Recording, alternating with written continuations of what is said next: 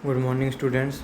This is our 9th lecture of second unit of NCMM, जिसमें हम study करेंगे abrasive jet machining की। Abrasive jet machining के बारे में हमने लास्ट लेक्चर में भी डिस्कस किया था। लास्ट लेक्चर में हमने एब्रेसिव जेट मशीनिंग के बारे में, उसकी वर्किंग क्या होती है, क्या जेट्स होते हैं, कैसे उनको प्रेशराइज़ किया जाता है, कैसे मटेरियल रिमूव होता है, उसके बारे में पूरा डिस्कस किया था। तो एक जस्ट इंट्रोडक्शन के लिए मैं आपको बता देता हूँ एब्रेसिव जेट मशीनिंग के बारे में। इनिशियली एब्रेसिव पार्टिकल्स होते हैं, जो हार्ड पार्टिकल्स होते हैं वो स्ट्राइक करते हैं मटेरियल से, वर्क पीस से, और मटेरियल को रिमूव करते हैं। तो ये बेसिक प्रिंसिपल होता है एब्रेसिव पार्टिकल्स का। Modelling of material removal, material removal की मॉडलिंग करें या हम एब्रेसिव पार्टिकल की मॉडलिंग करें, कि एब्रेसिव पार्टिकल्स को हम कैसे कंसीडर करते हैं, प्रैक्टिकली वो कैसे परफॉर्म करते हैं, और थ्योरेटिकली हम कैसे उनसे एज्यूम करते हैं कि वो परफॉर्म करेंगे, उस सब के बारे में स्टडी है ये। तो मॉडलिंग, जैसे कि एब्रेसिव जेट मशीनिंग के बारे में हम पहले भी डिस्कस कर चुके हैं कि ये ब्रिटल और डक्टाइल दोनों तरह के मटेरियल्स को मशीन कर सकता है, लेकिन जो एब्रेसिव जेट मशीनिंग होती है वो ब्रिटल फ्रैक्चर की वजह से होती है। तो इसलिए ये ब्रिटल पार्टिकल्स को आसानी से मशीन कर सकता है एज़ कम्पेयर टू डक्टाइल। तो सबसे पहले एजम्पशंस लेते हैं इसमें हम कुछ, जिनके थ्रू हम मशीनिंग की मॉडलिंग करेंगे। ठीक है, तो abrasives are spherical in shape, जैसे कि नीचे डायग्राम में देख सकते हैं। वैसे तो इसमें कॉर्नर्स होते हैं हर साइड में, लेकिन आइडियली हम ये एजम्पशन लेके चलते हैं कि एब्रेसिव पार्टिकल्स हमारे स्फेरिकल शेप के हैं एंड रिजिड। स्फेरिकल शेप के साथ साथ वो रिजिड भी हैं, यानी कि वर्क पीस को रिमूव करने से पहले और वर्क पीस को रिमूव करने के बाद, मटेरियल रिमूव करने के बाद, दोनों कंडीशन में उनकी शेप सेम रहेगी, उनका शेप और साइज चेंज नहीं होगा, वो डिफॉर्म नहीं होंगे।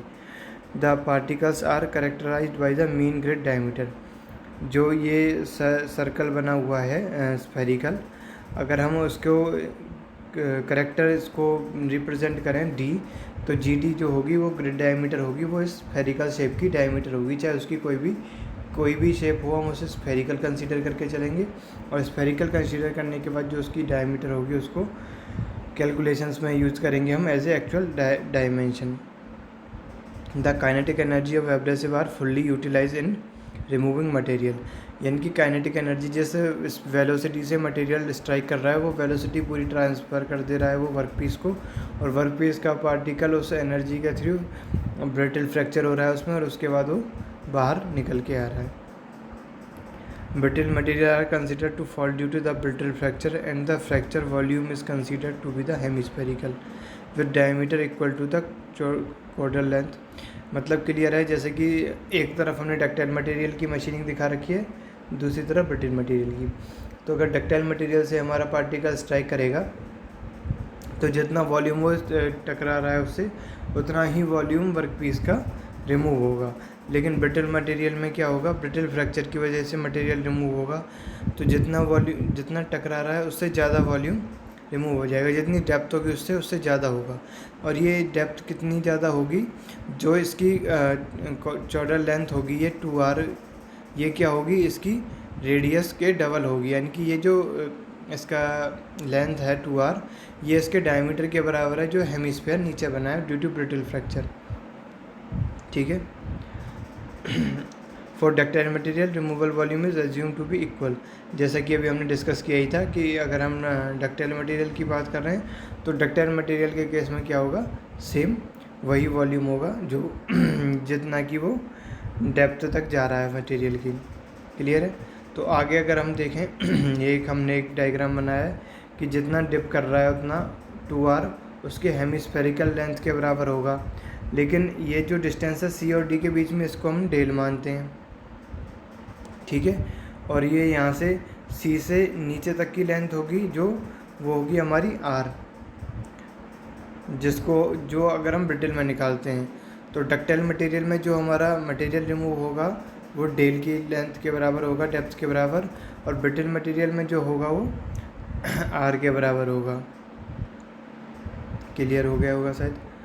तो इस तरह से मटेरियल की मॉडलिंग की जाती है। अब एक बार हम दोबारा से इसको देख लेते हैं कि इसमें मशीनिंग कैसे होती है। मशीनिंग देखो, ये मशीनिंग है, एब्रेसिव जेट मशीनिंग। यहाँ पे पहले हम एयर को कंप्रेस करते हैं। एयर के अलावा और भी कोई जो भी इनर्ट गैस है उसको हम यूज़ कर सकते हैं एयर के प्लेस पे। तो इनर्ट गैस फिर 1/4 वाल्व है ये, 25%, यानी कि ये ओनली 60 डिग्री के एंगल पे टर्न होके 90 डिग्री के एंगल पे टर्न होके ओपन होगा। उसके बाद हम वाल्व लगाएंगे। वाल्व के बाद ड्रायर क्या करेगा, जो भी नमी होगी एयर के अंदर या किसी इनर्ट गैस के अंदर उसको रिमूव कर देगा। उसके बाद फिल्टर होगा, जो भी ऑयल पार्टिकल्स होंगे उनको रिमूव कर देगा यहाँ से फिल्टर। उसके बाद फिर only air dry and without oil and grease particle air आएगी अंदर, और ऊपर से हमारे क्या आएंगे, एब्रेसिव पार्टिकल। यहाँ पे एक वाइब्रेटर लगा होगा जो कि वाइब्रेट करेगा इसको और शेक करेगा। एब्रेसिव पार्टिकल्स मिक्स हो जाएंगे एयर के साथ, फिर वो फ्लूइड के थ्रू प्रेशराइज होके नीचे की तरफ आएंगे, मटेरियल से टकराएंगे और मटेरियल से रिमूव करेंगे। अब रिमूवल के बाद हम बात करेंगे फिर मॉडलिंग की, कि ये कैसे मटेरियल रिमूव होता है। उसकी हमने बात की अभी कि ब्रिटल मटेरियल में ब्रिटल फ्रैक्चर की वजह से होता है, डक्टाइल मटेरियल में डक्टाइल फ्रैक्चर की वजह से होता है। यील्ड स्ट्रेंथ क्रॉस करने के बाद होता है। तो लेकिन डक्टाइल मटेरियल में हमारा वर्क पीस उतना ही रिमूव होगा जितना कि डेप्थ तक एब्रेसिव पार्टिकल्स उसको टच करेगा, एब्रेसिव पार्टिकल टकराएगा। लेकिन ब्रिटल मटेरियल में क्या होगा, जितना डेप्थ तक एब्रेसिव पार्टिकल टकराएगा उससे भी ज़्यादा मटेरियल इसके अंदर रिमूव होगा। तो ब्रिटल मटेरियल की बात हो गई और डक्टाइल मटेरियल की बात हो गई। ये थी बेसिक मॉडलिंग एब्रेसिव पार्टिकल्स की, जिसमें हम 4 कंसिडरेशन लेके चलते हैं। फर्स्ट इज़ एब्रेसिव पार्टिकल जो होंगे वो हमारे स्फेरिकल शेप के होंगे, रिजिड होंगे, और उसके बाद उनको जो रिप्रेजेंट किया जाएगा वो ग्रिड डायमीटर से रिप्रेजेंट किया जाएगा एब्रेसिव पार्टिकल के साइज़ को। उसके बाद सेकंड, काइनेटिक एनर्जी जो भी होगी वो पूरी तरह से कन्वर्ट हो जाएगी हमारी, यूटिलाइज हो जाएगी रिमूविंग मटेरियल को। तीसरा था brittle material are consider to fail, मतलब ब्रिटल मटेरियल को ब्रिटल फ्रैक्चर के थ्रू फेल होकर मटेरियल रिमूव होगा, और उसमें जो डायमीटर होगी, जो डेप्थ होगी, वो एक्चुअल जो वर्क पीस पेनिट्रेट कर रहा है, वर्क पीस को पेनिट्रेट कर रहा है एब्रेसिव पार्टिकल, उससे ज़्यादा होगी। For ductile material removal volume is assume to be equal to the indentation volume. तो जितना वॉल्यूम इंडेंट होगा उतना ही वॉल्यूम यहाँ से एब्रेसिव पार्टिकल्स का रिमूव होगा।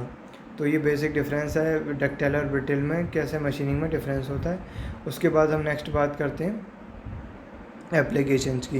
एब्रेसिव जेट मशीनिंग की एप्लीकेशन कहाँ होती है। For drilling holes of intricate surface, बहुत ज़्यादा डीप सरफेसेस होते हैं जो इंटरनल पार्ट्स, उनको अगर हमें होल करना है, उनके अंदर ड्रिलिंग करनी है, तो उसके लिए हम एब्रेसिव जेट मशीनिंग हम यूज़ कर सकते हैं। और हार्ड और ब्रिटल दोनों तरह के मटेरियल्स इससे हम मशीन कर सकते हैं। For machining fragile, ductile and heat sensitive materials, जो मटेरियल हीट की वजह से क्या होते हैं, जिनका डायमेंशंस में चेंज आ जाती है, थोड़ा सा टेम्परेचर इंक्रीज़ करने से ज़्यादा कंप्रेस या टेंसाइल हो जाते हैं, तो उस तरह के मटेरियल्स को हम हीट सेंसिटिव मटेरियल बोलते हैं। तो इस तरह के मटेरियल्स को भी हम मशीन कर सकते हैं with the help of abrasive jet machining, क्योंकि यहाँ पे टेम्परेचर ज़्यादा राइज नहीं होता है मटेरियल का। Abrasive jet machining can be use for drilling, cutting, deburring, cleaning and itching. Deburring के लिए भी यूज़ कर सकते हैं, ड्रिलिंग के लिए भी, कटिंग के लिए भी, क्लीनिंग के लिए भी और इचिंग के लिए भी। क्लीनिंग के लिए और इचिंग के लिए जब हम करेंगे तो हम थोड़े सॉफ्ट टाइप के एब्रेसिव पार्टिकल्स यूज़ करेंगे। Depend on abrasive particles and pressure and volume of velocity of air, depend करता है कि हम कौन कौन से ऑपरेशन को करना चाहते हैं। अब अगर हम बात करें next is micro machining of brittle material. Micrometres में अगर हमें मशीन करनी है मटेरियल की, तो ब्रिटल मटेरियल की, तो वो हम एब्रेसिव जेट मशीनिंग के थ्रू कर सकते हैं।